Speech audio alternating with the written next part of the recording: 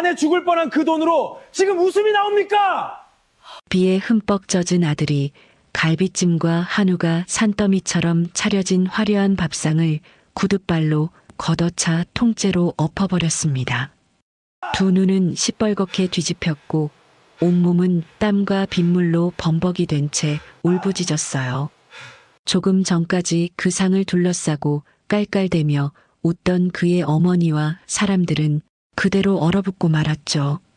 아들이 빗속을 뚫고 나타나면서 웃음은 비명으로, 잔치는 아수라장으로 뒤바뀌고 말았습니다. 도대체 이 시어머니는 만삭이던 며느리에게 무슨 짓을 했기에 아들이 이토록 무섭게 돌변한 걸까요?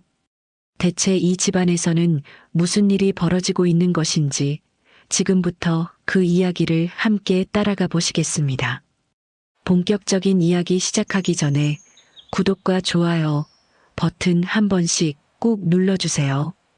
그리고 지금 어느 동네에서 듣고 계신지 댓글로 인사 한마디 남겨주시면 저에게 큰 힘이 됩니다. 자, 그럼 지금부터 오늘의 이야기 편안하게 들어보시겠습니다. 늦은 밤 11시가 넘은 시간, 작은 아파트 거실에는 아직 불이 켜져 있었어요. 남편 태수는 식탁 앞에 앉아 계산기를 두드리고 있었는데 두 눈이 벌겋게 충혈된 채였습니다. 낮에는 회사에서 일하고 주말이면 대리운전까지 뛰던 그의 어깨는 늘 무겁게 처져 있었죠. 그래도 그날만큼은 계산기 화면을 보는 그의 입가에 옅은 웃음이 번졌어요. 여보, 이번 달도 잘 넘겼어요. 적금도 밀리지 않고 넣었고요. 만삭의 지영이 물 한 잔을 들고 천천히 다가와 태수의 옆자리에 조심스레 앉았습니다. 배가 남산만하게 불러앉는 것조차 힘겨워 보였지만 지영의 표정은 그 어느 때보다 환했어요. 남편 태수는 아내 지영이 앉는 걸 도와주며 그 부른 배를 가만히 쓰다듬었습니다. 이 작은 20평대 아파트는 두 사람이 피땀 흘려 마련한 첫 자가였어요. 방 두 칸에 거실 하나, 크지도 화려하지도 않은 집이었지만 두 사람에게는 세상 그 무엇과도 바꿀 수 없는 보금자리였죠. 은행 대출을 잔뜩 껴서 겨우 손에 넣은 집이라 매달 갚아야 할 이자가 만만치 않았습니다. 그래도 두 사람은 단 한 번도 이 집을 후회한 적이 없었어요. 사실 태수에게는 오래도록 마음 한구석을 짓누르던 짐이 있었습니다. 바로 형이었어요. 어릴 적부터 어머니는 늘 큰아들만 챙겼고 둘째인 태수는 뒷전이었죠. 형이 대학을 다닐 때도, 형이 이런저런 사업을 벌였다가 돈을 날릴 때도 그 뒤치다꺼리는 언제나 태수의 몫이었습니다. 태수는 자기가 쓰고 싶은 돈을 아껴가며 형의 학비를 보태고 형이 진 빚을 대신 갚아주기도 했어요. 당신 형 때문에 고생 정말 많이 했잖아요. 지영이 나지막이 말하자 태수는 씁쓸하게 웃으며 고개를 저었습니다. 다 지난 일이에요. 이제는 우리 셋만 생각하면 돼요. 당신하고 나하고 그리고 이 녀석. 태수는 다시 지영의 배에 손을 얹었어요. 그 손길이 어찌나 조심스럽던지 마치 세상에서 가장 귀한 보물을 만지는 사람 같았습니다. 지영은 그런 태수의 손 위에 자기 손을 살포시 포개며 눈을 감았어요. 두 사람이 결혼한 지 벌써 3년이 다 되어가고 있었습니다. 오랫동안 아이 소식이 없어 마음을 졸이던 부부였는데 마침내 찾아온 이 작은 생명이었어요. 그래서 두 사람은 아기가 세상에 나오기 전부터 하나하나 준비를 해나갔습니다. 태수는 아기 방으로 쓸 작은 방 벽지를 직접 노란색으로 새로 발랐고 지영은 밤마다 베네저고리를 손수 가느질했죠. 무엇보다 두 사람이 가장 공을 들인 건 따로 있었어요. 바로 안방 서랍 깊숙이 넣어둔 통장 하나였습니다. 출산이랑 혹시 모를 일에 대비해서 넣는 적금이에요. 무슨 일이 생길지 모르니까 이건 무슨 일이 있어도 손 떼면 안 돼요. 지영은 그 통장을 꺼내 태수에게 보여주며 몇 번이고 다짐하듯 말했습니다. 통장에는 두 사람이 허리띠를 졸라매며 한 푼, 두 푼 모은 3천만 원이 차곡차곡 쌓여 있었어요. 만기가 얼마 남지 않은 소중한 돈이었죠. 태수는 그 통장을 받아들고 도장과 함께 다시 서랍 안쪽에 넣으며 고개를 끄덕였습니다. 당연하죠. 이건 우리 아기 지킬 돈인데. 하늘이 두 쪽 나도 이 돈만큼은 못 건드리게 할 거예요. 그 말을 하는 태수의 눈빛에는 아버지가 되려는 남자의 단단한 각오가 서려 있었어요. 지영은 그 모습을 바라보며 마음이 놓였습니다. 이 사람과 함께라면 어떤 어려움이 와도 다 이겨낼 수 있을 것만 같았거든요. 두 사람의 하루하루는 결코 넉넉하지 않았습니다. 반찬은 늘 소박했고 외식 한 번 마음 편히 하지 못했어요. 지영은 임신한 몸으로도 세일하는 마트를 찾아다니며 장을 봤고 태수는 남들이 쉬는 주말에도 핸들을 잡으러 나갔죠. 하지만 두 사람은 서로의 손을 놓지 않았습니다. 힘들 때마다 곧 태어날 아기를 떠올리면 신기하게도 없던 힘이 다시 솟아났어요. 그날 밤도 두 사람은 나란히 소파에 앉아 텔레비전을 보며 도란도란 이야기를 나눴습니다. 창밖으로는 도시의 불빛이 반짝였고 거실 한편에는 아직 다 정리하지 못한 아기용품 상자들이 소박하게 쌓여 있었어요. 우리 아기 태어나면 제일 먼저 이 집을 보겠네요. 엄마 아빠가 얼마나 사랑하는지도 다 알 거예요. 지영이 배를 어루만지며 속삭이자 태수는 지영의 어깨를 가만히 감싸 안았습니다. 그 순간만큼은 세상 부러울 게 없는 부부였어요.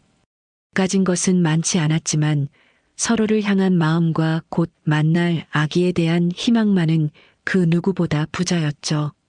어느 주말 오후였어요. 대리운전을 나가려고 옷을 챙기던 참에 거실에 놓인 전화기가 요란하게 울렸습니다. 화면에 뜬 이름을 본 태수의 얼굴이 순간 굳어졌어요. 오랫동안 먼저 연락 한 번 없던 형이었거든요.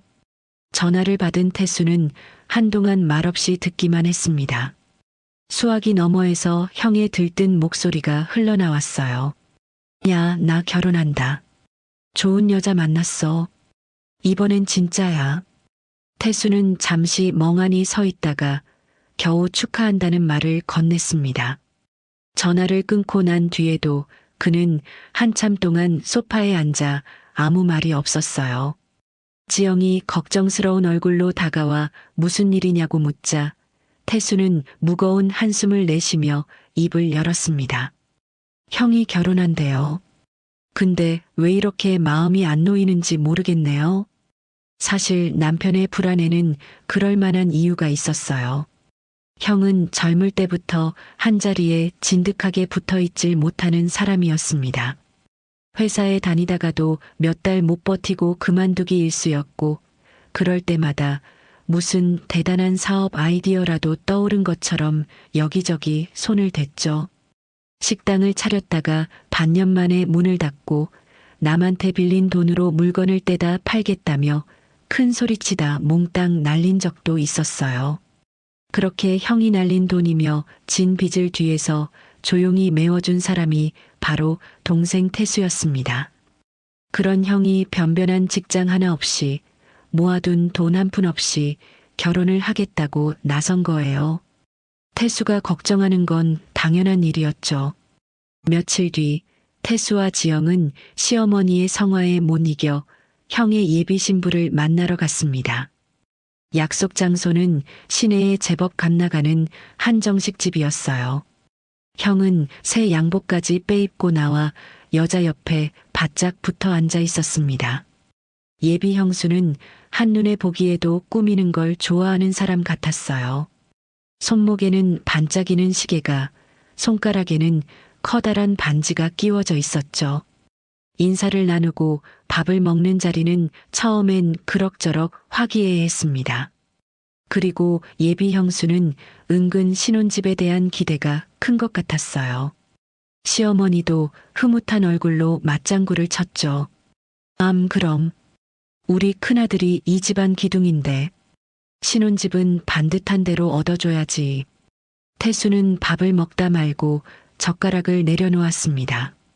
속에서 답답한 것이 스멀스멀 올라왔어요.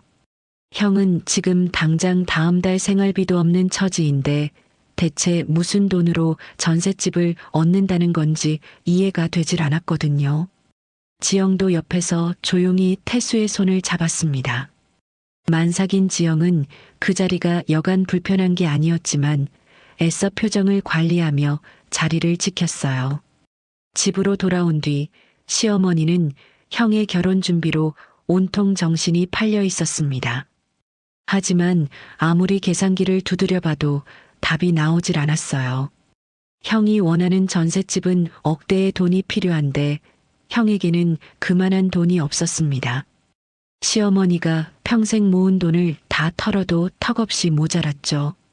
예비 신부 쪽에서는 이미 번듯한 신혼집을 기대하고 있는 상황이라 시어머니와 형의 속은 바싹바싹 타들어갔어요. 그날 밤 형과 시어머니는 오래도록 머리를 맞대고 앉아 있었습니다. 어떻게든 돈을 마련할 방법을 찾아야 했으니까요. 방 안에는 무거운 침묵과 한숨만이 오갔어요. 엄마, 나 이번 결혼 놓치면 진짜 끝이야. 이 여자만큼 괜찮은 사람 다시 못 만나. 무슨 수를 써서든 집은 구해야 돼. 형의 목소리에는 초조함이 잔뜩 묻어 있었습니다. 시어머니는 아들의 등을 쓸어내리며 걱정 말라는 듯 다독였지만 그녀의 눈빛은 어딘가 다른 곳을 향하고 있었어요. 무언가를 골똘히 궁리하는 표정이었죠. 한편 아무것도 모르는 태수와 지영은 여느 때와 다름없이 소박한 하루를 이어가고 있었습니다. 지영은 배가 점점 더 불러오면서 병원 다니는 날이 잦아졌고 태수는 그런 지영을 챙기느라 부지런히 움직였어요. 두 사람의 관심은 오직 곧 태어날 아기와 그 아기를 맞이할 준비에만 쏠려 있었습니다. 형의 결혼이 자신들의 삶에 어떤 그림자를 드리우게 될지 그때까지만 해도 두 사람은 짐작조차 하지 못한 채였어요. 며칠 지나지 않은 어느 저녁이었어요. 태수가 퇴근하고 막 집에 들어와 넥타이를 풀던 참에 현관 초인종이 울렸습니다. 문을 열어보니 뜻밖에도 시어머니가 서 있었어요. 손에는 과일 상자 하나를 들고 얼굴에는 평소 보기 힘든 환한 웃음까지 띈 채였죠. 아이고, 우리 며느라기 배가 아주 남산만해졌구나. 어디 좀 보자. 시어머니는 신발을 벗기 무섭게 거실로 성큼 들어와 만삭의 지영 곁에 바짝 붙어 앉았습니다. 평소 연락 한 통 잘 없던 분이 이렇게 살갑게 구니 지영은 오히려 마음이 불편했어요. 그래도 손윗사람이 오셨으니 정성껏 저녁상을 차렸고 태수도 어머니가 온 김에 도란도란 이야기를 나눴습니다. 식사가 끝나고 과일까지 다 먹을 무렵이었어요. 시어머니가 슬그머니 표정을 바꾸더니 본론을 꺼내기 시작했습니다. 예, 실은 내가 오늘 그냥 온 게 아니다. 너희한테 긴히 부탁할 일이 있어서 왔어. 태수는 어쩐지 불길한 예감이 들어 자세를 고쳐 앉았어요. 시어머니는 한동안 뜸을 들이다가 마침내 속내를 털어놓았습니다. 내 형 결혼 말이다. 신혼집 전세금이 영 부족해서 그래. 그래서 말인데 너희 이 집으로 담보대출을 좀 받아주면 안 되겠니? 딱 1억만. 그 말을 들은 순간 태수와 지영은 서로 얼굴을 마주 보았어요. 잘못 들은 게 아닌가 싶어 귀를 의심할 정도였습니다. 태수가 조심스레 되물었어요. 어머님, 저희 집으로 담보대출을요? 저희 지금 이 집 대출도 아직 한참 갚아야 하는데요. 그러자 시어머니는 대수롭지 않다는 듯 손을 내저었습니다. 그 태도가 어찌나 태연하던지 마치 남의 일 부탁하는 게 아니라 당연한 권리를 요구하는 사람 같았어요. 아이 참, 어차피 너희 매달 대출 갚고 있잖니. 거기다 조금만 더 얹어서 갚으면 되는 거 아니야. 1억이 뭐 그리 큰 돈이라고. 내 형 장가가는 게 걸린 일인데 동생이 이 정도는 도와줘야지. 며느리 지영은 그 말에 가슴이 철렁 내려앉았어요. 조금 더 얹어서 갚으면 된다니 그 1억이라는 돈이 매달 얼마나 큰 이자로 돌아올지 시어머니는 조금도 헤아리지 않는 듯 했습니다. 지금도 대출 이자를 갚느라 반찬값까지 아끼며 사는 두 사람인데 거기에 1억이 더 얹히면 이 집을 지키는 것조차 힘들어질 게 뻔했어요. 태수는 억지로 마음을 가라앉히며 어머니를 설득해 보려 했습니다. 어머님, 저희도 형 결혼 축하하고 싶은 마음이야 굴뚝 같죠. 근데 지금 저희 형편이 정말 빠듯해요. 게다가 곧 아기도 나오고요. 1억은 저희가 감당할 수 있는 돈이 아니에요. 하지만 시어머니의 얼굴은 순식간에 싸늘하게 식어버렸어요. 조금 전까지의 살가운 웃음은 온데간데 없이 사라졌습니다. 시어머니는 지영의 불러온 배를 흘깃보더니 은근히 서운한 기색을 내비쳤어요. 예, 너 형 덕 본 것도 잊었니? 네가 어릴 때 형이 얼마나 양보하며 컸는데 이제 네가 좀 사는가 싶으니까 형은 나 몰라라 하는 거냐? 피는 물보다 진하다고 형제끼리 어려울 때 돕고 사는 거지. 그 말에 태수는 기가 막혔습니다. 정작 젊은 시절 형 뒷바라지하느라 자기 것 하나 못 챙기고 살아온 사람이 바로 자신이었으니까요. 그동안 형이 날린 돈을 대신 갚아준 게 몇 번이었는지 헤아리기도 힘들었어요. 그런데도 시어머니는 오히려 남편이 형에게 빚을 진 것처럼 몰아세우고 있었습니다.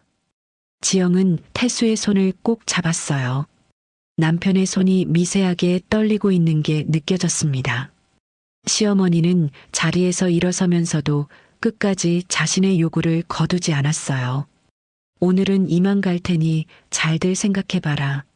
너희만 마음먹으면 되는 일이야. 며칠 안에 좋은 대답 듣기를 바란다.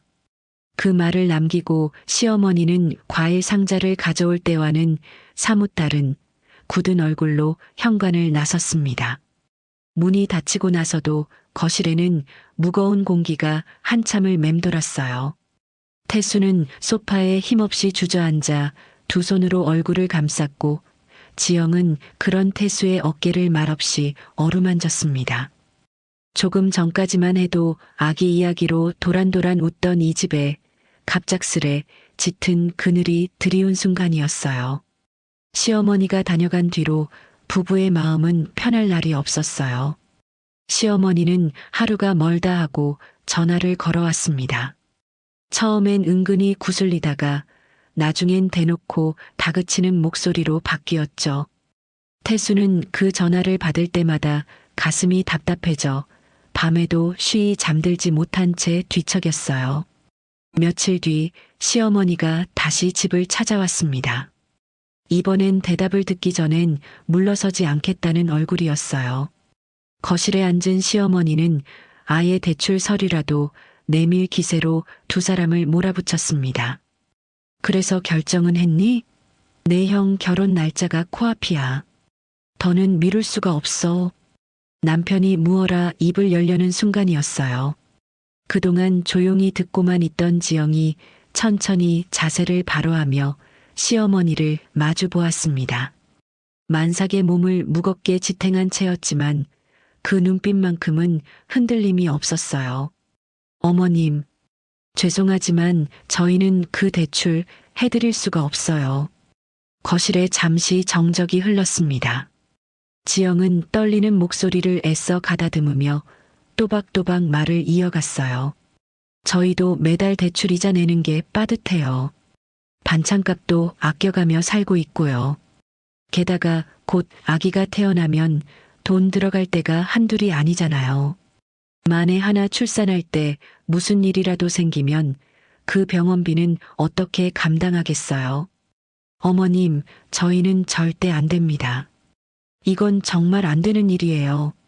지영이 이렇게까지 단호하게 나온 건 처음이었습니다.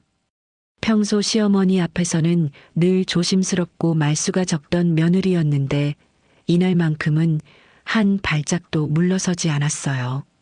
자신의 뱃속에 있는 아기를 지키려는 어미의 본능이 그녀를 그렇게 만든 거였죠. 시어머니의 얼굴이 벌겋게 달아올랐습니다. 며느리에게 정면으로 거절당하리라고는 생각지도 못한 눈치였어요. 시어머니는 한동안 부들부들 떨다가 결국 감정을 참지 못하고 목소리를 높였습니다. 뭐, 안 된다고? 아니, 시어미가 이렇게까지 부탁하는데 며느리가 감히 안 된다는 말이 나와? 뱃속에 애 하나 가졌다고 유세를 부리는 게냐? 태수가 급히 어머니를 말렸지만 시어머니의 화는 좀처럼 가라앉지 않았어요. 시어머니는 자리를 박차고 일어나며 며느리 지영을 향해 매섭게 쏘아붙였습니다. 두고 봐라. 네가 오늘 이 시어미 얼굴에 먹칠을 했어. 이 일을 내 절대 잊지 않을 게다. 그 말 속에는 서늘한 앙심이 서려 있었어요. 시어머니는 문을 쾅 소리 나게 닫고 나가버렸습니다. 아내는 그제야 참았던 숨을 몰아쉬며 소파에 몸을 기댔어요. 만삭의 몸으로 그렇게 대거리를 하느라 진이 다 빠진 얼굴이었습니다. 태수는 지영의 손을 꼭 잡으며 미안한 마음에 고개를 숙였어요. 미안해요, 여보. 나 때문에 당신이 이렇게까지 마음고생을 하네요. 아니에요. 우리 아기를 지키는 일인걸요. 나는 하나도 후회 안 해요. 지영은 오히려 태수를 다독이며 배를 쓰다듬었습니다. 두 사람은 그렇게 서로에게 기대며 마음을 다잡았어요. 힘든 밤이었지만 함께이기에 견딜 수 있었죠. 그런데 하필이면 그 무렵 남편에게 뜻밖의 일이 생겼습니다. 회사에서 아주 중요한 지방 출장을 맡긴 거예요. 회사에 큰 계약이 걸린 절대 빠질 수 없는 일이었습니다. 며칠 동안 집을 비워야 하는 상황이었죠. 만삭의 아내를 홀로 두고 떠나야 한다는 사실에 태수의 마음은 무겁기만 했어요. 여보, 지금 이런 때에 내가 며칠씩이나 집을 비워도 될까요? 당신 몸도 이런데. 태수는 짐을 싸면서도 몇 번이나 망설였습니다. 하지만 지영은 애써 밝은 얼굴로 태수의 등을 떠밀었어요. 걱정 말아요. 아직 예정일도 남았고 나 혼자서도 잘 지낼 수 있어요. 회사 일이 얼마나 중요한데요. 다녀와서 맛있는 거 해줄 테니까 다녀와요. 지영의 다독임에 태수는 겨우 마음을 다잡았습니다. 그래도 발걸음이 쉬이 떨어지질 않았어요. 현관을 나서기 전 지영을 꼭 안아주며 몇 번이고 당부했습니다. 몸 조심하라고, 무슨 일 있으면 바로 전화하라고 말이에요. 지영은 문 앞에 서서 손을 흔들며 태수를 배웅했어요. 차에 오르는 순간까지도 태수는 자꾸만 뒤를 돌아보았습니다. 이상하게도 그날따라 아내를 두고 가는 발걸음이 유독 무겁게만 느껴졌어요. 남편이 출장을 떠나고 이틀째 되던 날이었어요. 지영이 홀로 집에서 아기 옷을 개고 있는데 현관 초인종이 울렸습니다. 문을 열자 뜻밖에도 시어머니가 서 있었어요. 지난번 화를 내며 나갔던 그 얼굴 그대로, 아니 그보다 더 서늘한 표정이었습니다. 태수 출장 갔다며. 마침 잘 됐다. 나 좀 들어가자. 시어머니는 대답도 듣기 전에 신발을 벗고 성큼 들어왔어요. 지영은 불편한 마음을 애써 감추며 차를 내왔지만 시어머니는 차에는 손도 대지 않은 채 집안을 이리저리 둘러볼 뿐이었습니다. 그 눈빛이 어쩐지 예사롭지 않았어요. 마치 무언가를 찾는 사람처럼 방문마다 흘깃흘깃 시선을 던졌죠. 그날부터 시어머니의 괴롭힘이 시작됐습니다. 하루가 멀다 하고 집에 찾아와서는 이런저런 트집을 잡았어요. 집이 지저분하다느니, 며느리가 게을러서 남편을 고생시킨다느니 사사건건 지영의 속을 긁었습니다. 만삭의 몸으로 그 모진 말들을 다 받아내야 하는 지영은 하루하루가 살얼음판 같았어요. 그래도 지영은 남편이 돌아올 때까지만 참자며 이를 악물었습니다. 괜히 일을 크게 만들어 출장 간 태수에게 걱정을 끼치고 싶지 않았거든요. 그러던 어느 날이었습니다. 아침부터 하늘이 잔뜩 흐리더니 오후가 되자 굵은 빗줄기가 쏟아지기 시작했어요. 바람까지 거세게 불어 창문이 덜컹덜컹 흔들릴 정도였습니다. 이런 날에는 성한 사람도 밖에 나가기를 꺼릴 만한 궂은 날씨였죠. 지영은 창밖을 내다보며 오늘만큼은 시어머니가 오지 않기를 바랐어요. 하지만 바로 그때 전화벨이 울렸습니다. 시어머니였어요. 수화기 너머로 들려오는 목소리는 어느 때보다 매서웠습니다. 너 지금 뭐하고 있니? 당장 백화점 좀 다녀와야겠다. 지영은 순간 자신의 귀를 의심했어요. 이 폭우 속에 그것도 만삭의 몸으로 백화점을 다녀오라니요. 지영은 조심스레 사정을 말했습니다. 어머님, 밖에 비가 너무 많이 와요. 바람도 세고요. 제가 지금 몸도 무거워서 다른 날 가면 안 될까요? 그러자 수화기 너머에서 시어머니의 앙칼진 목소리가 터져 나왔어요. 뭐, 다른 날?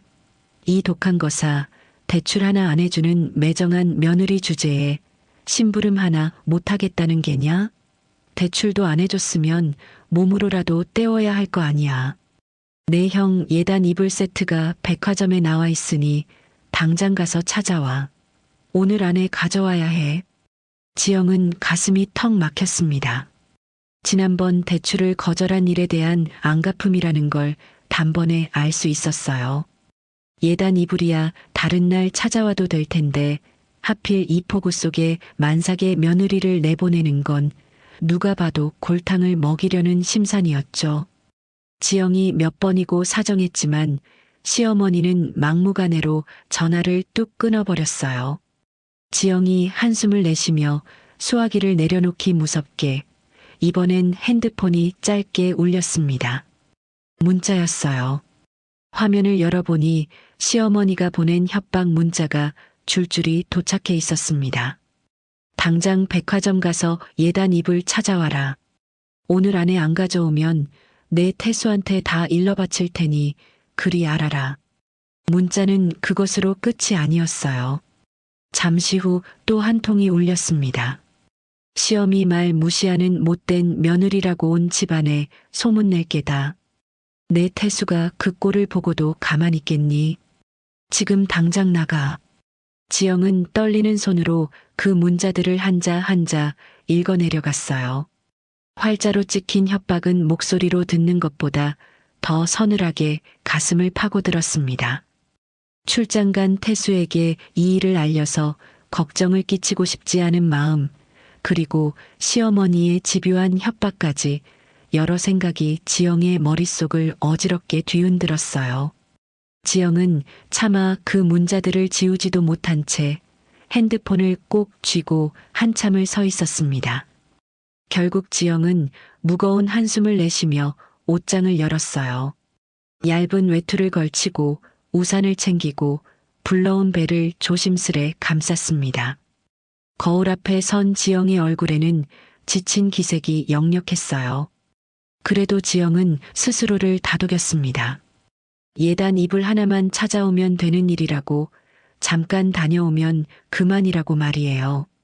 현관을 나서기 전 지영은 무심코 배를 쓰다듬으며 나직이 속삭였습니다. 아가, 엄마랑 잠깐만 다녀오자. 금방 올 거야. 조금만 참아줘. 문을 열자 세찬 빗줄기와 함께 축축한 바람이 확 밀려 들어왔어요. 지영은 우산을 펼쳐들고 한 손으로는 배를 받친 채 조심스레 계단을 내려갔습니다. 빗물이 튀어 신발이 금세 젖어들었고 바람에 우산이 몇 번이나 뒤집힐 뻔했어요. 그렇게 폭우 속으로 무거운 발걸음을 옮겼습니다. 태수가 곁에 있었다면 결코 나서지 않았을 그 길을 협박 문자를 가슴에 품은 채 홀로 걸어가야만 했던 거예요. 지영이 백화점에 도착했을 무렵 밖은 이미 온통 물바다였어요. 우산을 썼는데도 옷자락이 흠뻑 젖어 몸이 오슬오슬 떨려왔습니다. 지영은 젖은 신발을 끌며 예단 매장으로 올라갔어요. 직원이 내온 것은 생각보다 훨씬 크고 무거운 이불 보따리였습니다. 최고급 비단으로 지은 예단 이불 세트라 부피가 어찌나 큰지 양손 가득 들어도 앞이 잘 보이지 않을 정도였어요. 손님, 이거 꽤 무거운데 괜찮으시겠어요? 배도 많이 부르신 것 같은데. 직원이 걱정스레 물었지만 지영은 애써 괜찮다며 웃어 보였습니다. 어서 이 심부름을 끝내고 집으로 돌아가 쉬고 싶은 마음뿐이었어요. 지영은 커다란 보따리를 양손에 나눠 들고 조심조심 걸음을 옮겼습니다. 무게에 눌려 허리가 뻐근했지만 이 악물고 참았어요. 밖으로 나오니 빗줄기는 더욱 거세져 있었습니다. 택시를 잡아야 하는데 큰 길까지 나가려면 백화점 앞 넓은 계단을 내려가야 했어요. 비에 젖은 대리석 계단은 미끄럽기 짝이 없었습니다. 지영은 한 손으로 난간을 붙잡고 싶었지만 양손 가득 든 이불 보따리 때문에 그럴 수조차 없었어요. 우산도 제대로 쓰지 못한 채 오직 균형만으로 그 미끄러운 계단을 마주해야 했죠. 한 계단, 또 한 계단.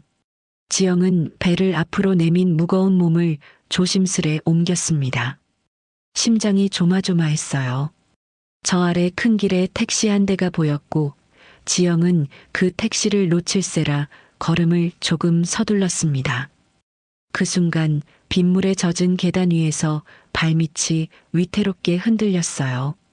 빗소리보다 날카로운 비명이 계단 복도를 뒤덮었습니다. 지나가던 사람들이 일제히 고개를 돌렸고 놀란 외침이 여기저기서 터져나왔어요. 어머, 저기 임산부가. 어떻게, 누구 좀 도와줘요. 정신을 차렸을 땐 이미 걷잡을 수 없는 상황이 벌어진 뒤였습니다. 계단 아래로 어지럽게 흩어진 이불 보따리들, 그리고 그 옆에 힘없이 주저앉은 지영의 모습. 세상이 통째로 기울어지는 것 같은 아득함이 지영을 덮쳐왔어요. 눈앞이 흐릿하게 번지고 사람들의 목소리가 물속에서 듣는 것처럼 웅웅 멀게만 느껴졌습니다. 지영은 두 팔로 배를 감싸 안았어요. 온몸에 힘이 빠져 손끝 하나 마음대로 움직일 수가 없었습니다. 차가운 빗물이 뺨을 타고 흘렀지만 그것을 닦아낼 기운조차 남아있지 않았어요. 지영의 머릿속에는 오직 한 가지 생각뿐이었습니다. 아가, 안 돼. 제발 조금만 버텨줘. 입술을 겨우 달싹여 뱉은 그 말이 지영이 붙들 수 있는 마지막 안간힘이었어요. 의식은 자꾸만 흐려지고 온 세상이 잿빛으로 가라앉는 듯 했습니다. 주변 사람들이 놀라 우르르 몰려들었어요. 누군가는 다급히 우산을 씌워주었고 누군가는 떨리는 손으로 구급차를 불렀습니다. 여기 사람이 쓰러졌어요. 만삭 임산부예요. 상태가 안 좋아요. 빨리요, 빨리 와주세요. 사람들의 다급한 외침이 빗소리에 섞여 웅웅 울렸어요. 지영은 그 소리를 아득하게 들으며 정신을 붙들려 안간힘을 썼습니다. 흐려지는 시야 속에서 지영이 마지막으로 떠올린 건 출장 간 태수의 얼굴이었어요. 여보, 미안해요. 나 때문에 우리 아기가. 그 말조차 입 밖으로 내지 못한 채 지영의 눈에서는 빗물인지 눈물인지 모를 것이 흘러내렸습니다. 이윽고 요란한 사이렌 소리와 함께 구급차가 도착했어요. 구급대원들이 급히 뛰어와 지영을 들것에 옮겼습니다. 지영의 몸은 이미 축 늘어져 있었고 얼굴은 핏기 하나 없이 창백했어요. 사방에 흩어진 예단 이불 보따리는 빗물에 젖어 볼품없이 나뒹굴고 있었습니다. 그 화려하던 비단 이불이 지금은 그저 지영을 이 지경으로 내몬 원망스러운 짐덩이일 뿐이었어요. 구급차는 사이렌을 울리며 빗속을 가르고 병원으로 내달렸습니다. 들것 위에 누운 지영은 창백한 얼굴로 여전히 두 손을 배에 얹은 채였어요. 의식이 가물거리는 순간까지도 지영은 오직 뱃속의 작은 생명 하나만을 지키려 온 힘을 다하고 있었습니다. 세찬 빗줄기 속을 뚫고 달리는 구급차의 사이렌 소리만이 그 절박한 순간을 세상에 알리고 있었어요. 병원 응급실은 정신없이 돌아가고 있었어요.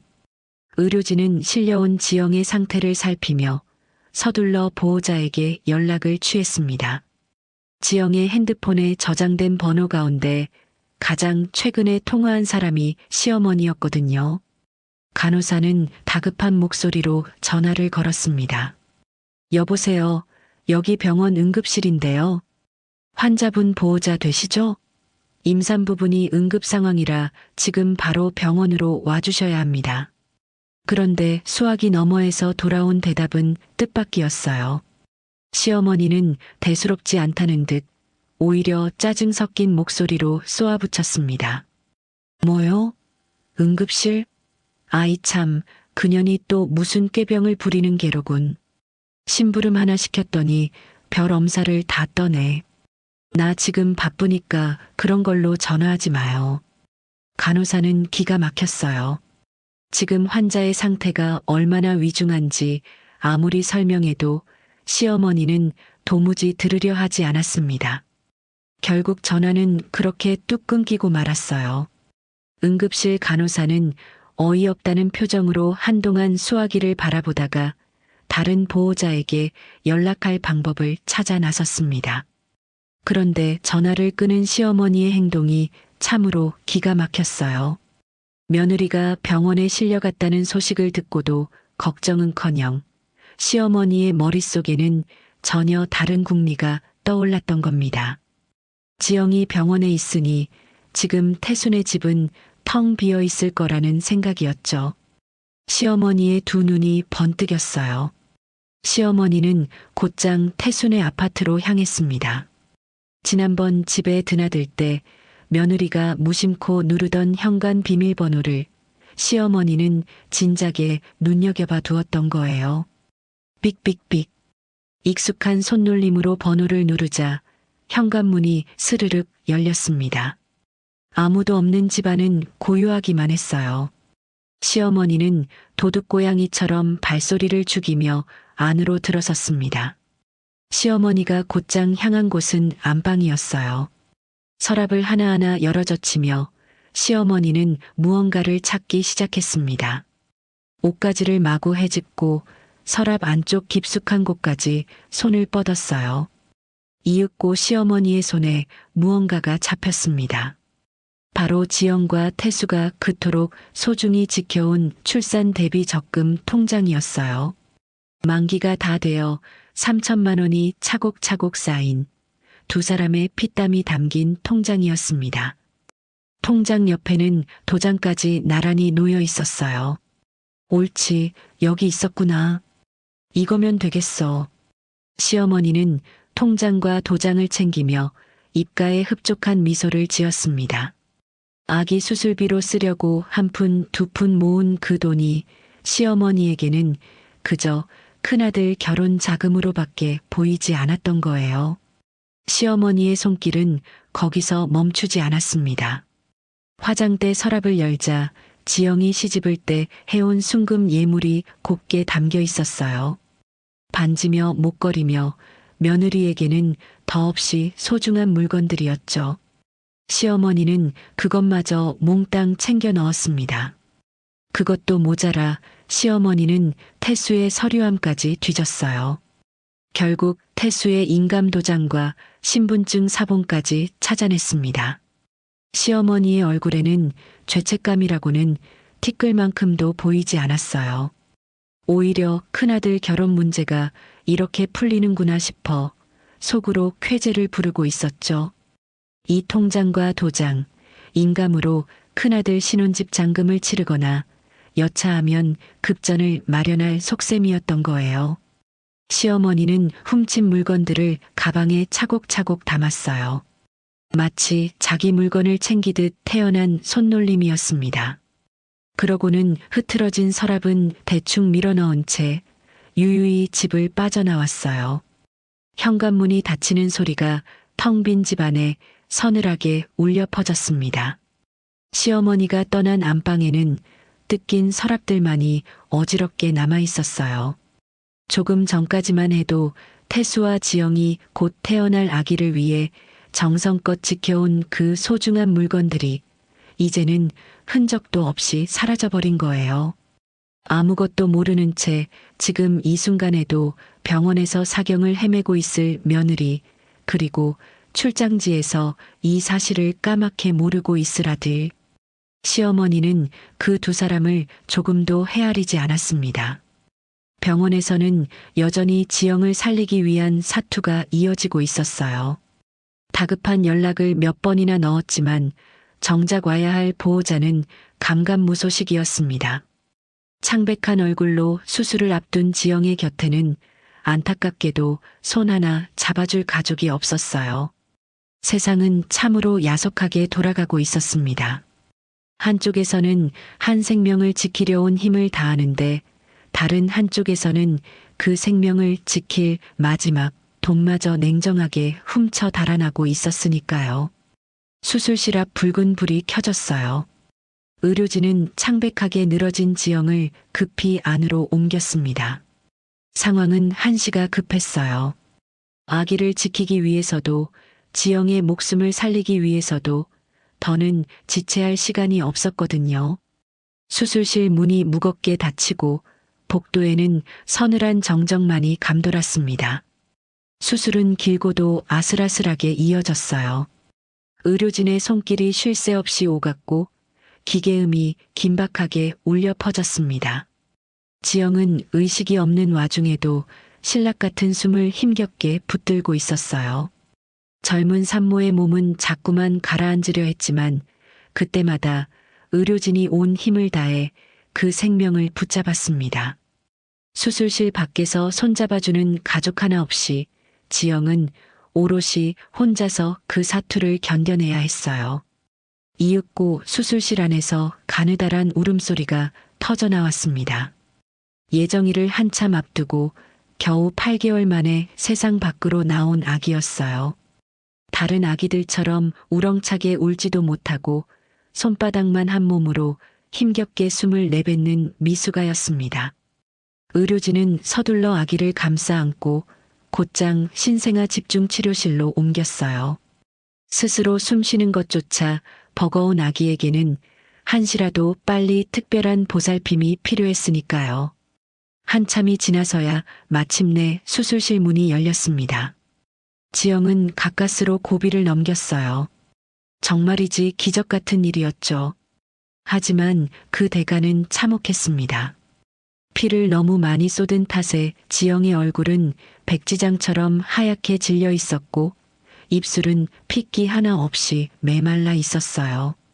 의료진조차 조금만 늦었어도 큰일 날 뻔했다며 가슴을 쓸어내렸습니다. 의식이 희미하게 돌아온 지영이 가장 먼저 찾은 것은 다름 아닌 아기였어요. 바싹 마른 입술을 겨우 떼어 지영은 힘없는 목소리로 물었습니다.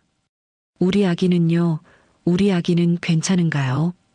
간호사는 차마 바로 대답하지 못하고 잠시 머뭇거렸어요. 그 짧은 침묵에 지영의 가슴은 철렁 내려앉았습니다.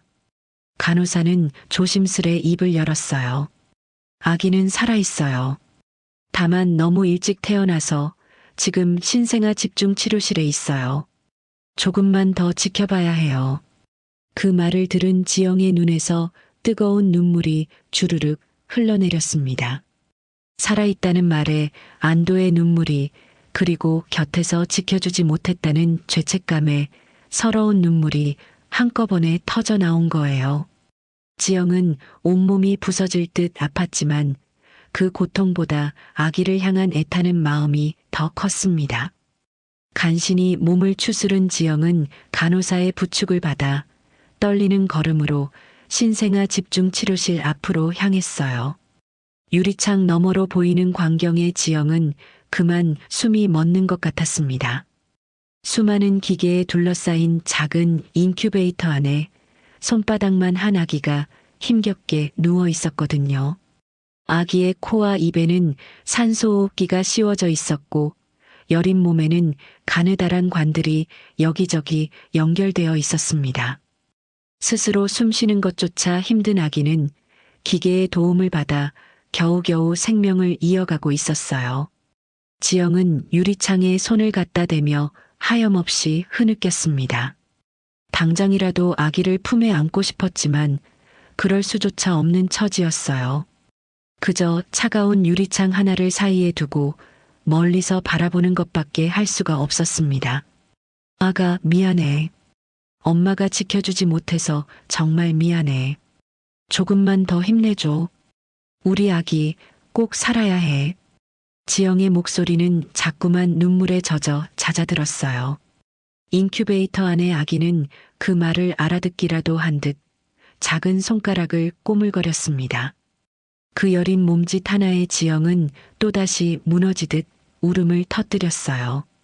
텅 빈 병실로 돌아온 지영은 홀로 침대에 누워 천장을 올려다보았습니다. 온몸이 아프고 마음은 무너져 내렸지만 곁에는 손잡아줄 사람 하나 없었어요. 태수는 멀리 출장지에 있어 아직 이 소식조차 모를 테고 시어머니는 응급 전화마저 매몰차게 끊어버린 뒤였으니까요.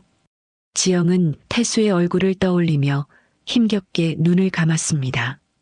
여보, 얼른 와줘요. 나 혼자서는 너무 무서워요. 그 애타는 마음이 부디 태수에게 닿기를 지영은 간절히 바라고 또 바랐어요. 미숙아로 태어난 아기에게는 앞으로도 오랜 치료가 필요할 테고 그러자면 만만치 않은 병원비가 들게 뻔했습니다. 그래도 지영은 그동안 지켜온 출산 대비 적금을 떠올리며 애써 마음을 다잡았어요. 바로 이런 날을 위해 허리띠를 졸라매며 모은 소중한 돈이니 그 돈이면 우리 아기를 살릴 수 있을 거라고요.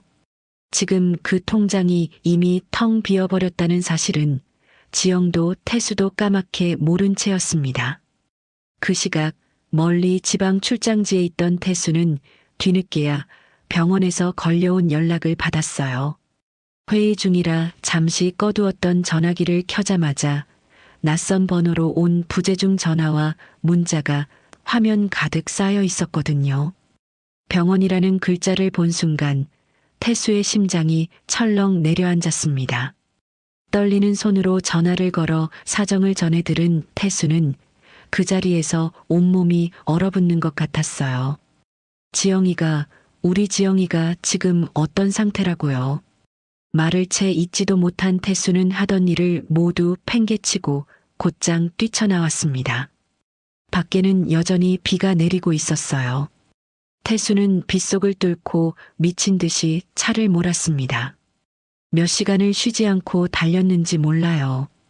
엑셀을 밟는 발끝이 후들거렸고 핸들을 쥔 손에는 식은땀이 배어났습니다. 머릿속에는 오직 아내와 아기 생각뿐이었어요. 제발 무사하기를, 제발 아무 일 없기를. 태수는 빌고 또 빌었습니다. 병원에 도착한 태수는 주차할 겨를도 없이 뛰어들어갔어요. 비에 젖은 옷은 몸에 척 달라붙었고 얼굴은 땀과 빗물로 범벅이 되어 있었습니다. 태수는 숨이 턱까지 차오른 채 아내가 있다는 병실로 미친 듯이 내달렸어요. 병실 문을 벌컥 열자 침대에 누운 지영의 모습이 눈에 들어왔습니다. 지영의 얼굴은 핏기 하나 없이 하얗게 질려 있었어요. 링거를 꽂은 팔은 앙상했고 감은 두 눈은 퀭하게 꺼져 있었습니다. 태수는 그 자리에 얼어붙은 듯 멈춰 섰어요. 평소 밝게 웃던 아내가 이렇게 초췌한 몰골로 누워 있는 걸 보니 가슴이 갈기갈기 찢기는 것 같았습니다. 지영아, 여보. 나왔어, 여보. 태수는 무너지듯 침대 곁에 주저앉아 지영의 손을 붙잡았어요. 그 손이 어찌나 차갑던지 태수의 눈에서는 뜨거운 눈물이 왈칵 쏟아졌습니다. 인기척을 느낀 지영이 힘겹게 눈을 떴어요. 태수의 얼굴을 확인한 순간 지영의 메마른 눈가에도 눈물이 고였습니다. 여보 왔어요. 미안해요. 나 때문에 우리 아기가.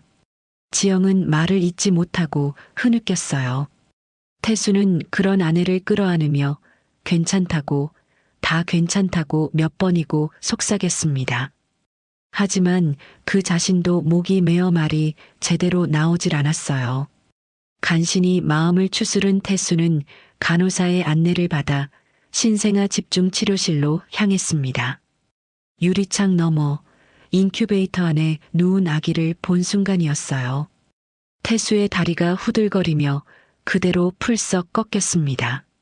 손바닥만 한 작은 몸에 산소호흡기를 매단 채 여린 숨을 힘겹게 몰아쉬는 아기. 그 모습을 본 태수는 짐승처럼 오열하기 시작했어요. 이게 무슨 일이야? 우리 아기가 왜 이렇게...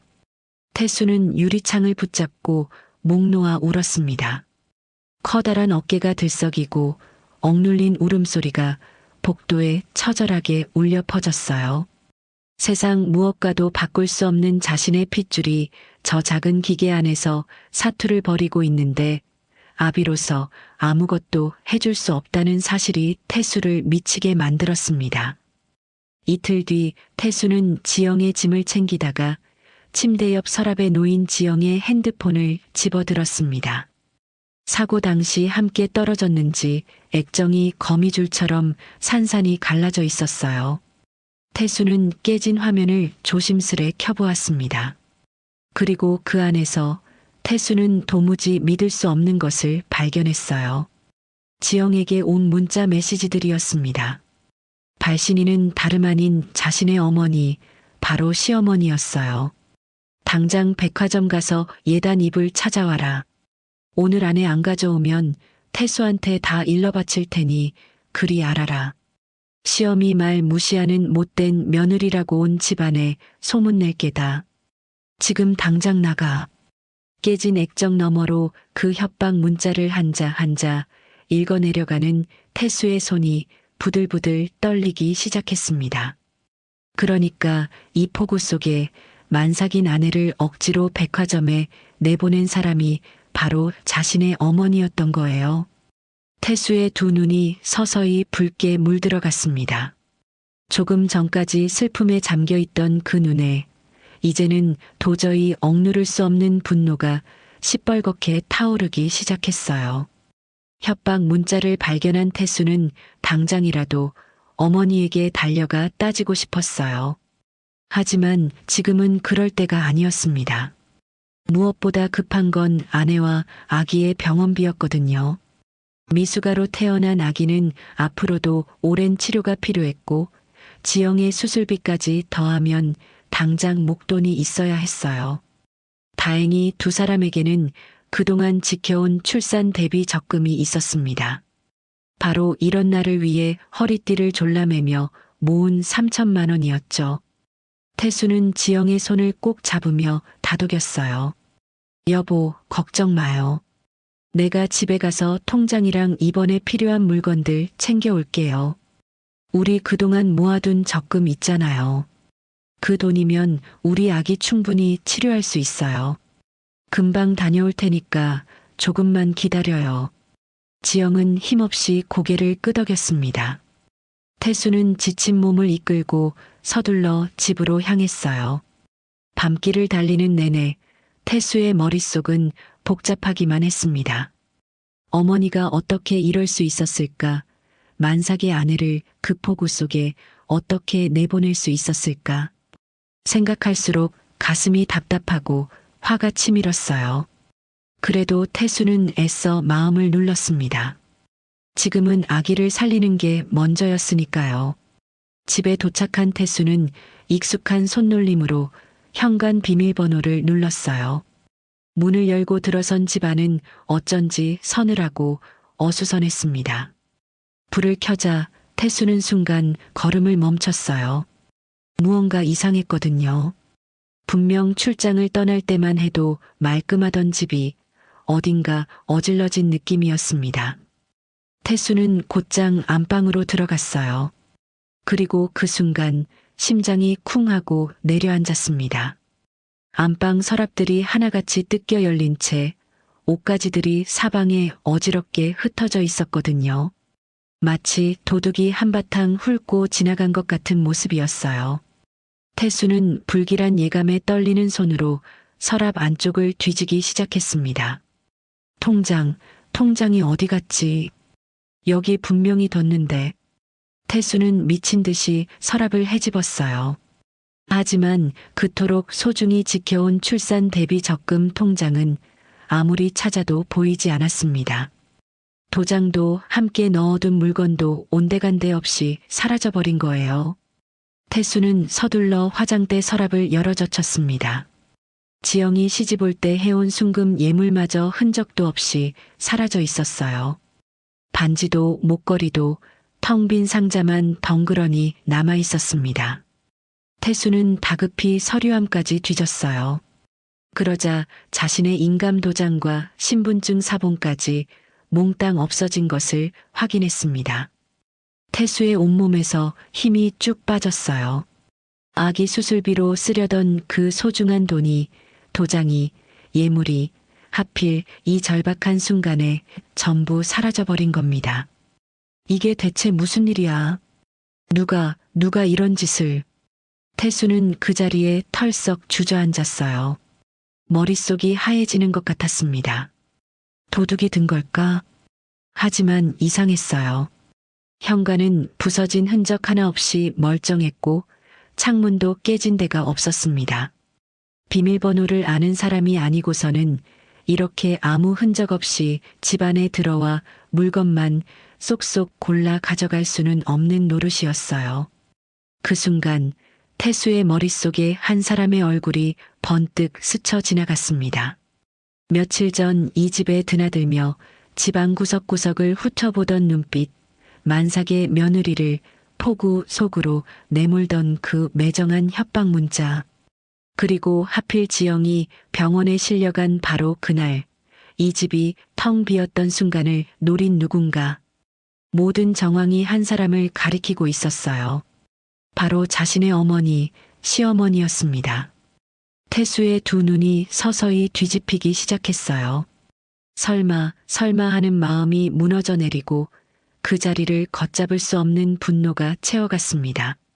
며느리가 사경을 헤매고 손주가 인큐베이터에서 숨을 헐떡이는 그 순간에 어머니라는 사람이 빈집에 들어와 아기 살릴 돈을 훔쳐갔다는 사실.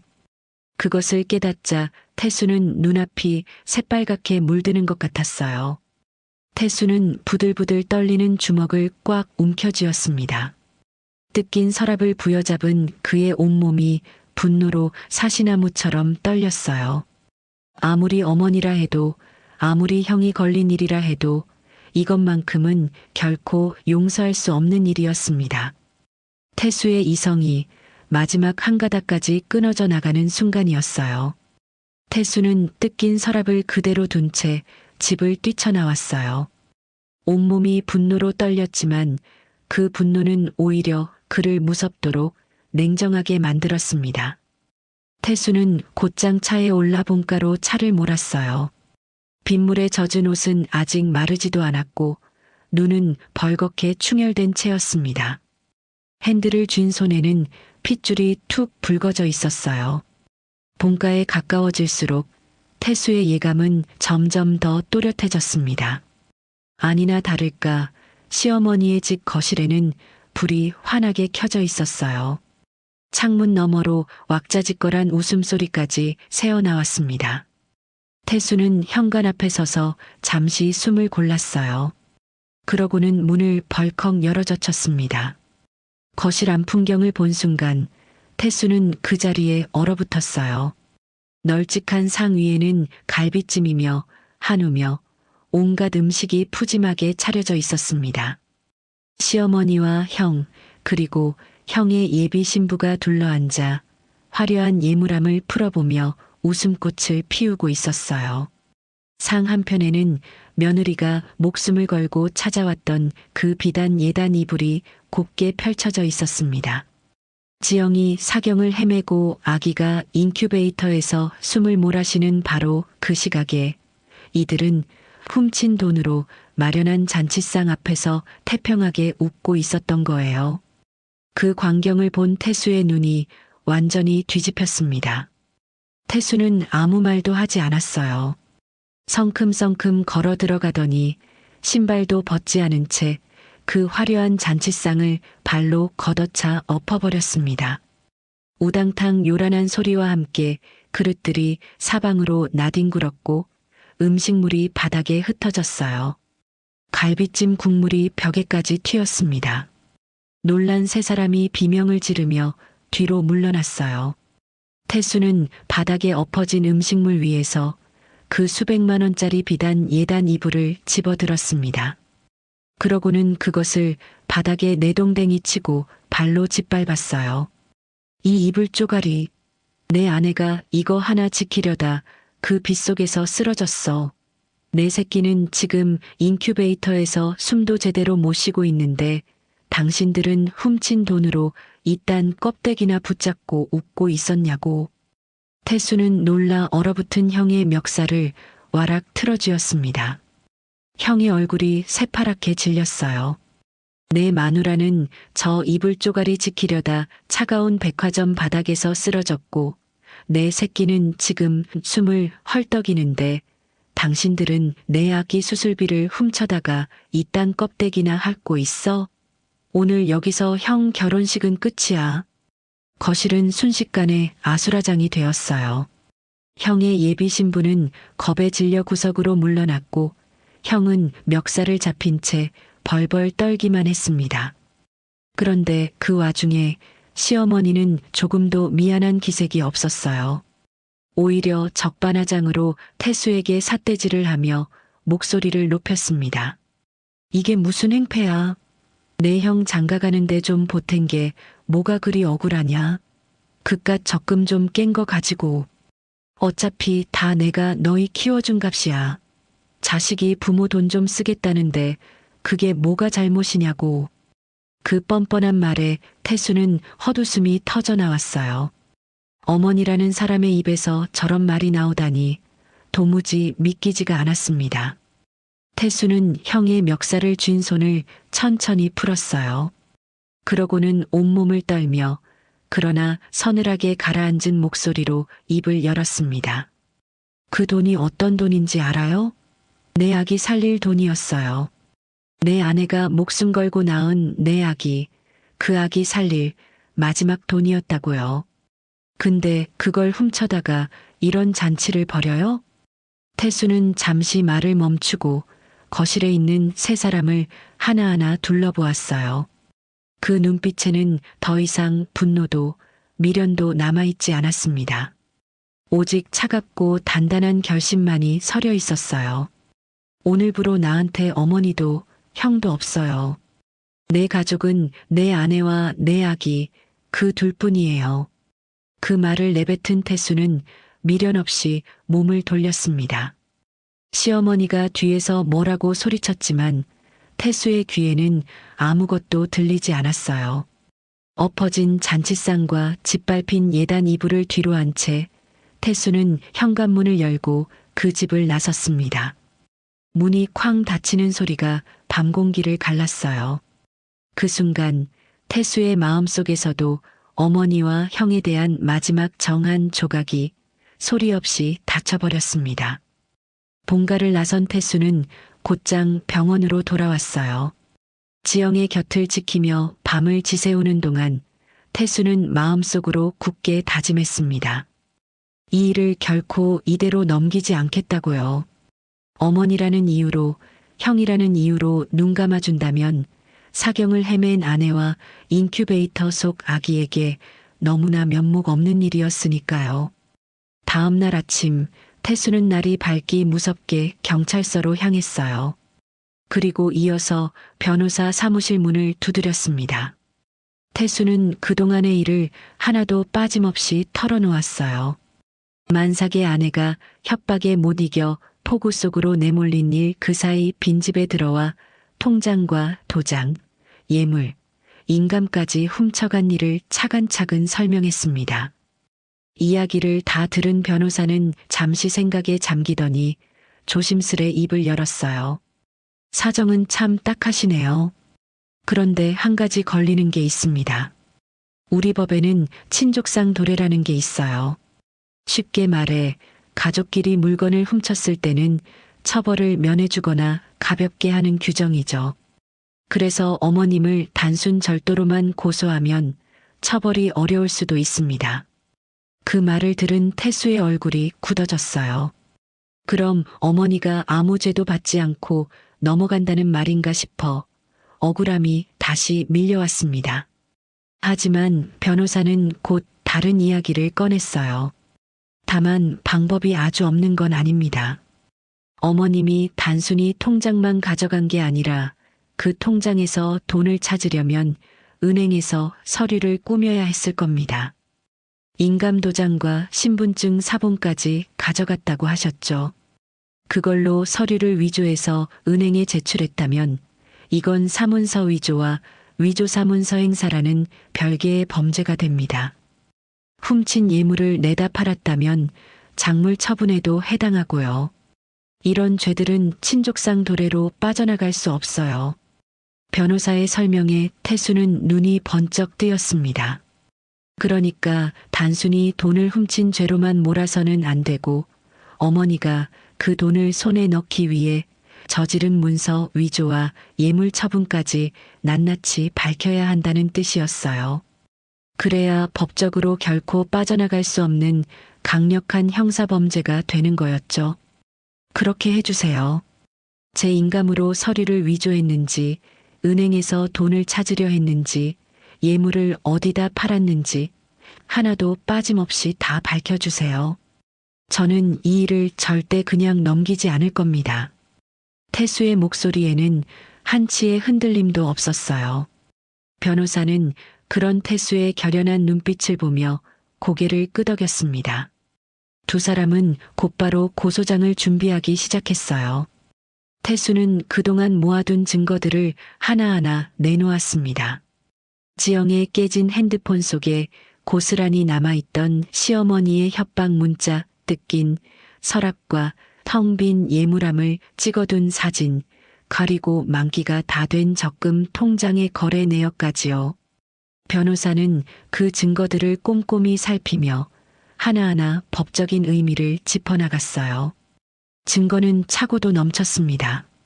며칠에 걸쳐 태수와 변호사는 빈틈없는 고소장을 완성했어요. 시어머니와 형을 상대로 사문서 위조 및 위조사문서 행사, 그리고 작물 처분 등의 혐의로 정식 고소를 진행한 거예요. 단순한 가족 간의 다툼이 아니라 법의 심판을 받아야 할 명백한 범죄로 규정한 것이었습니다. 그뿐만이 아니었어요. 태수는 훔쳐간 돈과 예물을 반드시 되찾아야 했습니다. 아기 수술비가 걸린 일이었으니까요. 변호사는 시어머니와 형이 그 돈으로 마련한 재산에 손대지 못하도록 압류 신청까지 함께 준비했어요. 훔친 돈이 형의 신혼집 잔금으로 흘러들어갔다면 그 집에 들인 물건들까지 모조리 묶어버릴 수 있다는 거였죠. 이제 서류상으로는 준비가 다 됐습니다. 절차대로 진행되면 저쪽에서는 절대 빠져나갈 수 없을 거예요. 변호사의 말에 태수는 조용히 고개를 끄덕였어요. 모든 서류에 도장을 찍고 사무실을 나서는 태수의 발걸음은 무겁지만 단단했습니다.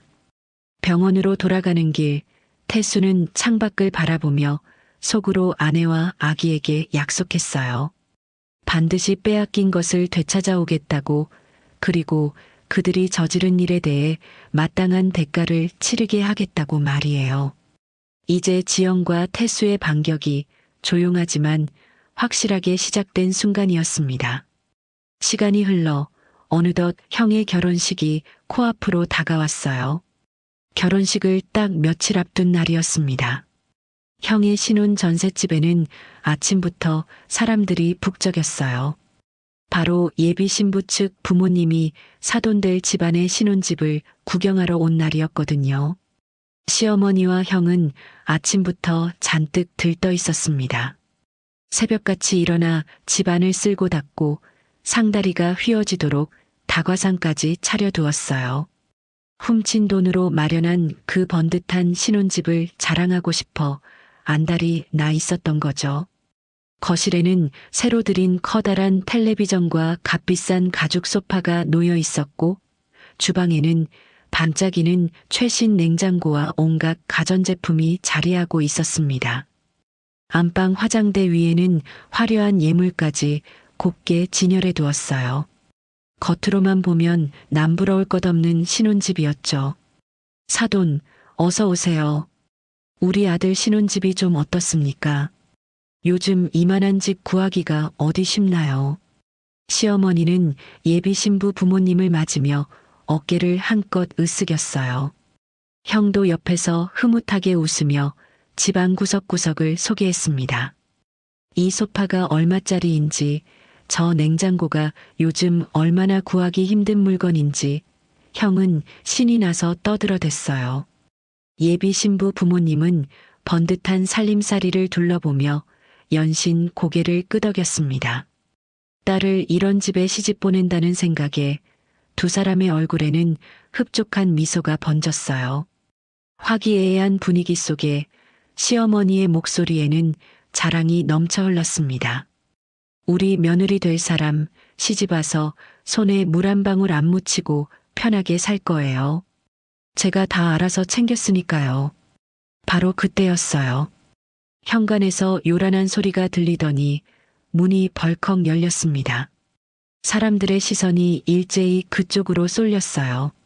문을 열고 들어선 사람은 다름 아닌 태수였습니다. 그리고 그 뒤로 변호사와 법원 집행관들이 서류 뭉치를 손에 든 채 줄줄이 따라 들어왔어요.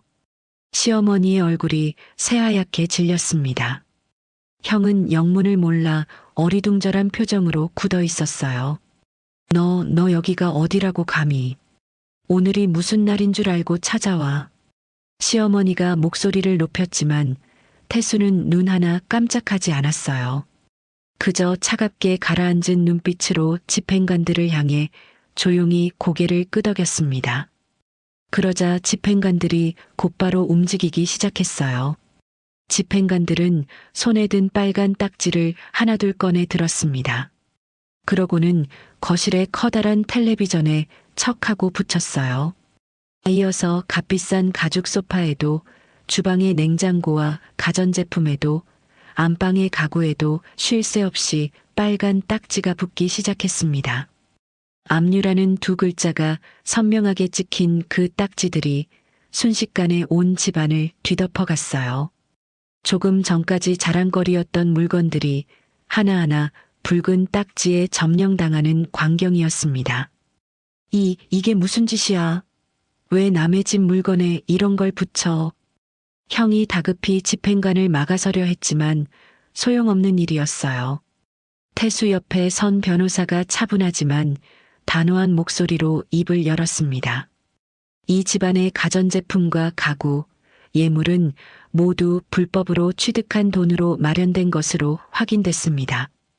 법원의 결정에 따라 정식으로 압류 절차를 집행하는 것이니 방해하시면 공무집행방해로 처벌받으실 수 있습니다. 그 말에 형은 그대로 얼어붙었어요. 시어머니는 부들부들 떨며 태수에게 달려들 듯 소리쳤습니다. 네가 어떻게 이럴 수가 있어. 형한테, 이 어미한테 이런 짓을 해. 하지만 태수는 조금도 물러서지 않았어요. 그는 시어머니를 똑바로 바라보며 그동안 가슴에 담아두었던 말을 한마디 한마디 힘주어 꺼냈습니다. 어떻게 이럴 수 있냐고요? 그건 제가 어머니한테 묻고 싶은 말이에요. 사경을 헤매는 며느리, 인큐베이터에서 숨도 제대로 못 쉬는 손주. 그 아기 살릴 돈을 훔쳐다가 이런 집을 차렸잖아요. 저는 지금 제 아기 살릴 돈을 되찾는 것뿐입니다. 이건 정당한 절차예요. 그 광경을 지켜보던 예비 신부 부모님의 얼굴이 점점 딱딱하게 굳어갔어요. 조금 전까지만 해도 흐뭇하게 집을 둘러보던 그들이 이제는 당혹감과 불신 가득한 눈으로 시어머니와 형을 번갈아 바라보았습니다. 대체 이게 무슨 상황인지, 이 집안에 어떤 사연이 숨어 있는지 예비 신부 부모님은 그제야 조금씩 눈치채기 시작했어요. 사경을 헤매는 며느리라니, 훔친 돈이라니, 도무지 상상조차 못한 이야기들이었으니까요. 저기, 이게 대체 무슨 소립니까? 훔친 돈이라니요. 예비 신부의 아버지가 굳은 얼굴로 나직이 물었지만 시어머니도 형도 아무 대답을 하지 못했어요. 그저 붉게 뒤덮인 집안을 멍하니 바라볼 뿐이었습니다. 화려하던 신혼집은 순식간에 빨간 딱지로 뒤덮인 초라한 몰골이 되어버렸어요. 자랑거리였던 텔레비전도, 소파도, 냉장고도 이제는 하나같이 압류 딱지가 붙은 채 을씨년스럽게 놓여 있었습니다. 조금 전까지 웃음소리로 가득하던 거실에는 무겁고 싸늘한 정적만이 감돌았어요. 시어머니와 형은 그 자리에 굳어버린 듯 아무 말도 하지 못한 채 서 있었습니다. 자신들이 저지른 일이 이렇게 만천하에 드러나는 순간이 하필이면 그토록 자랑하고 싶었던 그 신혼집에서 벌어지고 만 거예요. 빨간 딱지로 뒤덮인 거실에는 숨막히는 침묵이 흘렀어요. 예비 신부 부모님은 그 자리에 굳어버린 듯 한동안 아무 말도 하지 못했습니다. 조금 전까지만 해도 흐뭇하게 사돈될 집을 둘러보던 두 사람의 얼굴은 이제 싸늘하게 얼어붙어 있었어요. 예비 신부의 아버지가 떨리는 목소리로 태수에게 물었습니다. 학생, 아니 이보세요. 방금 그 말이 다 사실입니까? 이 집이, 이 살림이 다 훔친 돈으로 마련된 거란 말이에요. 태수는 무겁게 고개를 끄덕였어요. 그러고는 그동안의 일을 담담하게, 그러나 하나도 빠짐없이 털어놓았습니다. 만삭이던 자신의 아내가 시어머니의 협박에 못 이겨 폭우 속으로 내몰린 일, 그 사이 시어머니가 빈집에 들어와 아기 수술비로 모은 적금 통장과 예물, 인감도장까지 훔쳐간 일, 그리고 그 돈으로 바로 이 신혼집을 차렸다는 사실까지요. 태수의 손에는 그 모든 것을 증명하는 서류와 사진이 들려 있었습니다. 이야기를 다 들은 예비 신부 부모님의 얼굴은 새파랗게 질렸어요. 며느리 될 딸을 이런 집안에 시집 보낼 뻔했다는 생각에 온몸에 소름이 돋는 듯 했습니다. 예비 신부의 어머니는 부들부들 떨며 자리에서 벌떡 일어났어요. 세상에 이런 집안인 줄도 모르고 사경을 헤매는 며느리 돈을 훔쳐다가 아들 장가를 보내? 이게 사람이 할 짓입니까? 예비 신부의 아버지도 더는 참지 못하고 목소리를 높였습니다. 이 결혼 없던 일로 하겠습니다. 우리 딸을 이런 집안에 절대 보낼 수 없어요. 당장 파혼입니다. 그 말에 형은 사색이 되어 예비 신부 부모님께 매달렸어요. 자, 잠깐만요. 이건 다 어머니가 하신 일이지 저는 몰랐어요. 제발 결혼만은. 하지만 예비 신부 부모님은 뒤도 돌아보지 않았습니다. 두 사람은 서둘러 딸의 손을 잡아 끌고 그 집을 빠져나갔어요. 예비 신부는 눈물이 그렁그렁한 눈으로 형을 한번 돌아보았지만 결국 부모님을 따라 문 밖으로 사라졌습니다. 현관문이 쾅 닫히는 소리와 함께 형의 결혼은 그렇게 산산조각이 나고 말았어요. 형은 그 자리에 힘없이 주저앉았습니다. 며칠 뒤면 신랑이 될 사람이었는데 이제는 파혼당한 처량한 신세가 되어버린 거예요. 훔친 돈으로 겨우 세운 신혼집은 빨간 딱지투성이가 되었고 결혼마저 물거품이 되었으니 형에게는 아무것도 남지 않았습니다. 형은 두 손으로 얼굴을 감싼 채 넋이 나간 사람처럼 멍하니 바닥만 바라보았어요. 그 무렵 시어머니에게도 피할 수 없는 순간이 찾아왔습니다. 태수의 고소로 시작된 수사가 이미 상당히 진행되어 있었거든요. 경찰은 시어머니가 태수의 인감도장과 신분증 사본으로 은행 서류를 위조해 돈을 빼내려 한 정황을 낱낱이 밝혀냈어요. 훔친 예물을 처분한 흔적까지 고스란히 드러났습니다. 이것은 단순한 가족 간의 다툼이 아니라 명백한 사문서 위조 범죄였어요. 친족이라는 이유로 결코 빠져나갈 수 없는 죄였습니다. 며칠 지나지 않아 시어머니는 경찰에 붙잡혀갔어요. 사문서 위조와 위조 사문서 행사 혐의였습니다. 평생 큰아들 하나만 바라보며 온갖 뻔뻔한 짓을 서슴지 않았던 시어머니가 결국 차디찬 유치장 신세를 지게 된 거예요. 좁고 서늘한 유치장 안에서 시어머니는 철창을 부여잡고 처절하게 오열했습니다. 내가 뭘 그렇게 잘못했다고. 그저 큰아들 장가 보내려고 한 것뿐인데 이게 감옥에 갈 일이야? 시어머니는 목이 터져라 소리쳤지만 그 말을 들어주는 사람은 아무도 없었어요. 자식을 위한 일이었다고 아무리 울부짖어도 그녀가 저지른 일은 결코 용서받을 수 없는 범죄였으니까요. 만삭의 며느리를 포구 속으로 내몰고 사경을 헤매는 그 며느리의 아기 수술비마저 훔쳐간 죄. 그 대가가 이제야 고스란히 자신에게 돌아온 것이었습니다. 철창을 붙잡은 시어머니의 손이 힘없이 미끄러져 내렸어요. 그제야 시어머니는 자신이 무슨 짓을 저질렀는지 어렴풋이 깨닫는 듯 했습니다. 하지만 이미 모든 것은 늦어버렸어요. 큰아들의 결혼은 깨졌고 자신은 죄인이 되어 철창 안에 갇혔으며 둘째 아들에게는 2번 다시 가족으로 여겨지지 않을 터였으니까요. 같은 시각 태수는 병원으로 돌아가는 길이었어요. 모든 절차를 마치고 돌아서는 그의 마음은 후련하기보다 오히려 먹먹하고 씁쓸했습니다. 어머니와 형이 저 지경이 된 것이 통쾌하지만은 않았거든요. 하지만 태수는 이내 고개를 저으며 마음을 다잡았어요. 지금 그에게 중요한 것은 오직 하나, 사경을 헤매다 겨우 회복 중인 아내와 인큐베이터 속에서 힘겹게 숨쉬고 있는 작은 아기뿐이었으니까요. 태수는 병원을 향해 발걸음을 재촉했습니다. 이 모든 시련이 끝나고 나면 진짜 자신의 가족 곁으로 돌아갈 수 있으리라 믿으면서요. 계절이 몇 번 바뀌었어요. 그 폭우가 쏟아지던 날의 악몽 같던 시간도 이제는 조금씩 아물어가고 있었습니다. 하지만 죄를 지은 사람들에게는 그 대가가 무겁게 남았어요. 파혼당한 형은 하루아침에 모든 것을 잃었습니다. 번듯하던 신혼집은 압류로 넘어갔고 결혼은 산산조각이 났으며 손에 쥔 돈 한 푼 없이 빚더미만 잔뜩 떠안게 되었어요. 사업인이 뭐니 큰 소리치던 형은 이제 하루 벌어 하루 먹고 사는 일용직을 전전하는 신세가 되었습니다.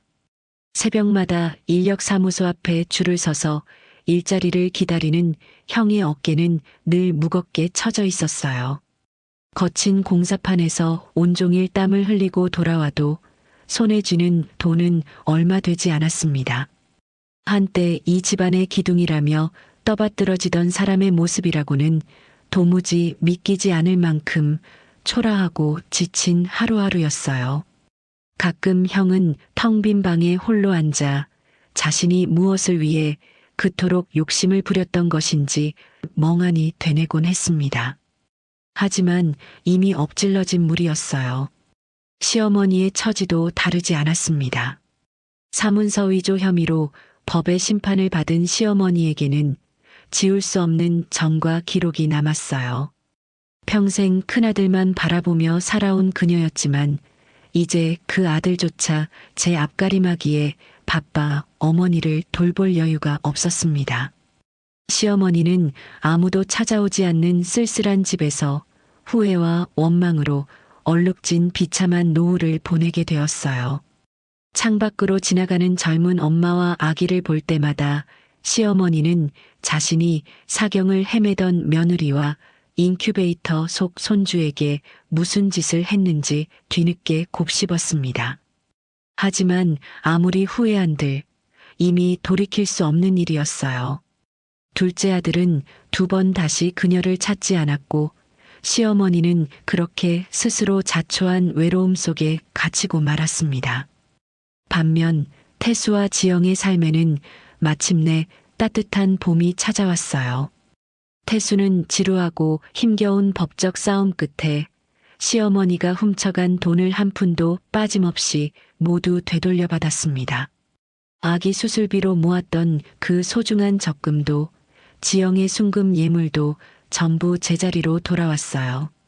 그 돈은 곧바로 아기의 치료비로 쓰였고 덕분에 아기는 조금의 부족함도 없이 온전한 보살핌을 받을 수 있었습니다.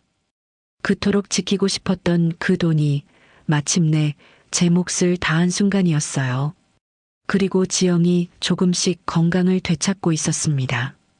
창백하던 얼굴에 다시 발그레한 혈색이 돌았고 앙상하던 몸에도 차츰 기운이 붙었습니다.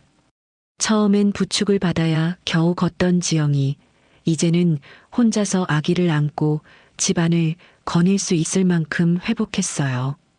그리고 인큐베이터 안에서 손바닥만 하던 그 작은 아기도 하루가 다르게 무럭무럭 자라났습니다. 산소호흡기를 떼고 몸에 연결됐던 관들을 하나씩 떼어내더니 마침내 인큐베이터 밖으로 나와 엄마 아빠의 품에 안기게 되었어요. 볼이 통통하게 오른 아기는 이제 우렁차게 울고 방긋방긋 웃는 건강한 아이가 되어 있었습니다.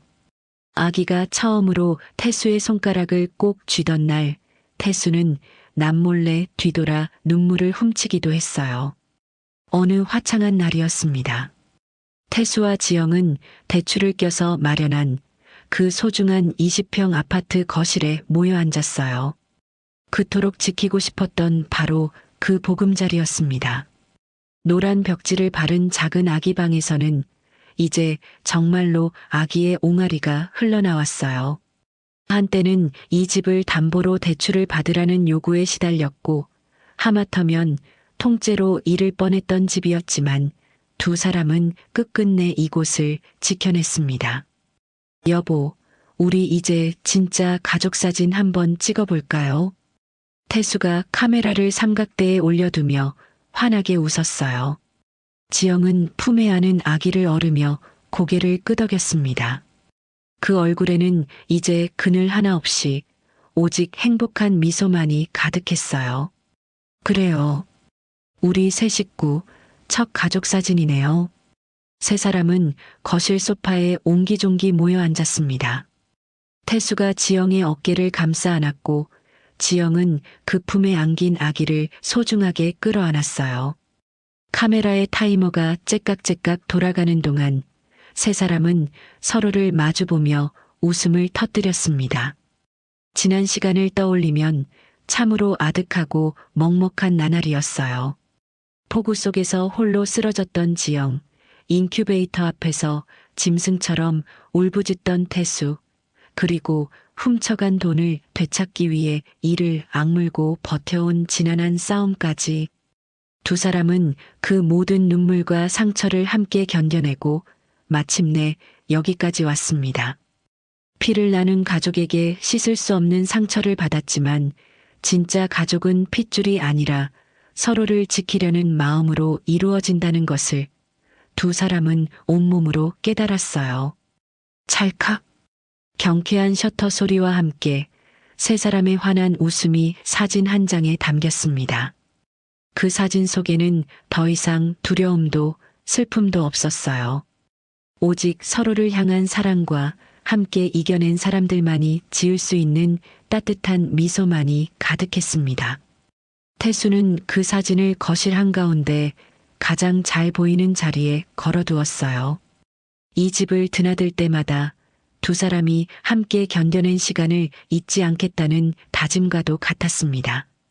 집으로 들어오는 햇살이 세 식구를 포근하게 감쌌어요. 대출은 아직 한참 남았고 살림살이는 여전히 소박했지만 두 사람에게 이곳은 세상 그 무엇과도 바꿀 수 없는 가장 완전한 보금자리였습니다. 오랜 시련을 딛고 일어선 이 작은 가족의 앞날에는 이제 따뜻하고 평온한 날들만이 기다리고 있을 거예요. 처음으로 온전히 자신들만의 것이 된 이 집에서 말이에요. 여러분, 오늘 이야기 어떻게 들으셨나요? 폭우가 쏟아지던 그날, 만삭의 몸으로 홀로 계단에 쓰러졌던 지영이, 그리고 인큐베이터 앞에서 짐승처럼 울부짖던 태수. 두 사람이 겪은 그 아득한 시간을 떠올리면 저는 아직도 가슴 한편이 먹먹해집니다. 이 이야기가 우리에게 남기는 것은 어쩌면 아주 단순한 진실일지도 모르겠어요. 가족이란 그저 피로 이어졌다고 되는 것이 아니라는 것. 서로를 지키려는 마음, 어려울 때 손을 놓지 않는 그 마음이야말로 진짜 가족을 만든다는 것 말이에요. 시어머니는 큰아들 하나만을 위해 며느리와 손주를 저버렸습니다. 하지만 그 끝에 남은 것은 무엇이었나요? 파혼당한 아들과 정가가 남은 자신의 쓸쓸한 노후뿐이었어요. 반면 눈물과 상처를 함께 견뎌낸 태수와 지영은 마침내 세상에서 가장 따뜻한 가족 사진을 품에 안았습니다. 살다 보면 우리도 크고 작은 배신과 상처를 겪곤 하지요. 하지만 오늘 이야기처럼 서로를 진심으로 아끼는 사람 한 명만 곁에 있어도 우리는 어떤 시련이든 이겨낼 수 있지 않을까요? 여러분의 곁에도 그런 소중한 사람이 꼭 함께하기를 진심으로 바랍니다. 오늘 이야기가 마음에 와닿으셨다면 잠깐만 시간을 내주세요.